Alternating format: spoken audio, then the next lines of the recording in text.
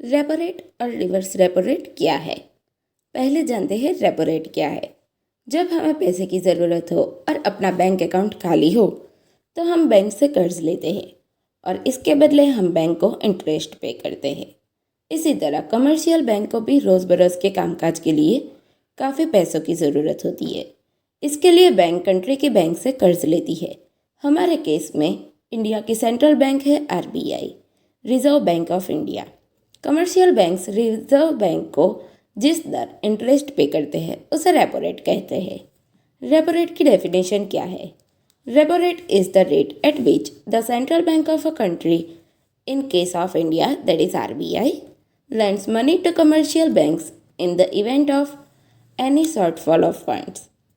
Decrease in repo rate. जब कभी reserve bank repo rate में कमी कर देता है तो कमर्शियल बैंक को रिजर्व बैंक से कर्ज मिलने में आसानी हो जाती है, और जब रेपो रेट बढ़ा दिया जाता है तब कर्ज महंगा हो जाता है। जैसे कि मैंने कहा कि रेपो रेट कम होने से बैंकों के लिए रिजर्व बैंक से कर्ज लेना सस्ता हो जाएगा और इसीलिए बैंक अपनी ब्याज दरों में कमी करेगी ताकि ज़्यादा से ज़्यादा रकम कर्ज के तौर पर ली जा सके। अब जानते हैं रेपो रेट डिक्रीज होने से क्या होगा। रेपो रेट घटने से बैंक सस्ते दर पर हमें यानी कि ग्राहक को लोन दे सकेंगे। व्यवसायी ढेर सारा पैसा उद्योग में लगाएंगे जिससे रोजगार ज़्यादा से ज़्यादा होगा। हमारी डिमांड बढ़ जाएगी, फिजूल खर्ची भी बढ़ जाएगी। जाहिर सी बात है, ज़्यादा डिमांड होगा तो शॉपकीपर सोचेंगे दाम बढ़ाने के लिए, यानी कि रेपो रेट में कमी यानी इन्फ्लेशन होता है। Increase in repo rate. Repo rate में बढ़ोतरी का सीधा मतलब ये होता है कि बैंकों के लिए रिजर्व बैंक से कर्ज लेना महंगा हो जाएगा। साफ है कि बैंक दूसरों को यानी कि ग्राहक को कर्ज देने के लिए ब्याज को बढ़ा देगी, यानी कि बैंकों को रिजर्व बैंक से कर्ज मिलने में मुश्किल हो जाती है और इसका बदला बैंक हमसे लेगी। रेपो रेट इंक्रीज होने से क्या होगा? जनता कम लोन लेगी, पैसे की कमी होगी, मार्केट भी गिर जाएगा, कोई नया इन्वेस्टमेंट नहीं होगा।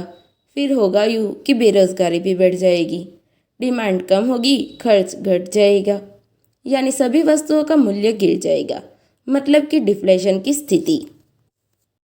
रिवर्स रेपो रेट क्या है? रिवर्स रेपो रेट वो इंटरेस्ट रेट है जो आरबीआई कमर्शियल बैंक को अपने द्वारा लिए गए लोन के लिए देता है। और आसान भाषा में कहूँ तो रिवर्स रेपो रेट वो है जिस पर कमर्शियल बैंक आरबीआई को पैसे उधार देती है। इसकी डेफिनेशन क्या है? Reverse repo rate is the rate at which RBI borrows money from the commercial banks. Real में कमर्शियल बैंक्स अपनी इच्छा से उधार देती नहीं है, आरबीआई ज़बरदस्ती उधार लेता है उनको लोभ देकर कि ले तुझे मैं ज़्यादा इंटरेस्ट दूंगा जो तूने मुझे उधार दिया है उस पर। उधार लेने से क्या होता है कि कमर्शियल बैंक का पैसा गया आरबीआई के पास और बदले में गिरवी के रूप में आरबीआई कमर्शियल बैंक के पास अपने कुछ बॉन्ड्स रख देता है। ये बॉन्ड उतनी ही कीमत का होता है जितना आरबीआई ने उधार लिया है। ये बतलाने के लिए कि कहीं ऊंच नीच हो जाए और आरबीआई पैसा लौटा ना पाए तो इसे बाज़ार में बेच देना, जो कि ऐसा होता नहीं है। आरबीआई का जब काम हो जाता है तो वह वापस ले लेता है उस बॉन्ड को, यानी कि काम खत्म पैसा हजम। इधर कमर्शियल बैंक आरबीआई को दिए गए उधार से उपजे ब्याज का आनंद उठाते हैं और आरबीआई इंटरेस्ट रेट बढ़ा दे तो इनका लोभ और भी बढ़ जाएगा। लेकिन इनको कौन समझाए कि कैश तो आरबीआई के पास है। अब आप सोचते होंगे आखिर आरबीआई ऐसा करती ही क्यों है? तो बता दो कि जब बाज़ार में महंगाई बढ़ जाती है तो सेंट्रल बैंक महंगाई पर नियंत्रण करने के लिए रेपो रेट बढ़ा देती है। आरबीआई इन्फ्लेशन यानी कि महंगाई पर नियंत्रण करने के लिए रिवर्स रेपो रेट को बढ़ा देता है। अब जानते हैं सीआरआर क्या है। सीआरआर यानी कि कैश रिजर्व रेशियो। ये एक टाइप का फंड है जब बैंकों को आरबीआई के पास जमा रखना पड़ता है। जब आरबीआई मनी फ्लो कम करना चाहता है तो वह उसका स्तर बढ़ा देता है। इससे बैंकों के रिजर्व बैंक के पास ज़्यादा रकम जमा रखनी पड़ती है और बैंकों के पास फंड कम हो जाता है। जाहिर है इससे बैंकिंग सिस्टम में नकद घट जाएगी और वो जनता को पैसा नहीं दे पाएगी और पहले से बाजार में महंगाई घटने लगती है। और इससे उल्टा होता है जब आरबीआई सीआरआर का स्तर घटा देता है।